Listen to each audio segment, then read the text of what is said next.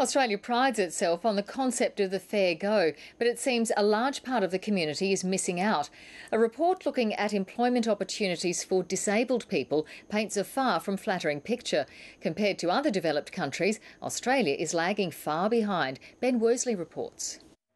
John Walsh has needed a wheelchair since he was injured playing football 40 years ago. He's now a partner at a major accounting firm. I was very lucky. I had a very strong, supportive family and a bunch of health professionals who helped me get into the workforce, and I've had very supportive employers. But that support isn't always there for others, and John Walsh wants to change that. He's written a report on the challenges facing disabled Australians.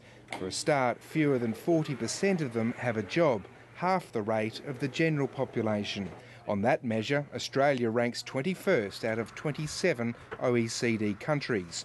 45% of disabled Australians live in poverty, double the OECD average. That really is a national shame. There's no other way to paint it other than as a national shame. The problem starts with education. Just a quarter of disabled children finish school, 13% get a degree. Transport is another obstacle, and a lack of appropriate infrastructure at work. But the biggest issue is attitude. Employers, whilst they're open to it, feel nervous, uncertain, if you like, unqualified. They have questions over how do we employ someone like this?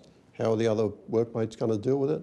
What happens if they get an injury? Are they covered by workers' compensation? All of these questions imply a need for employers to be supported in how they even get to square one. From next July, the federal government's increasing subsidies to employers of disabled workers. Any employers who are listening, please give people a chance to show what they can do. The big ticket policy is the National Disability Insurance Scheme slated for 2013.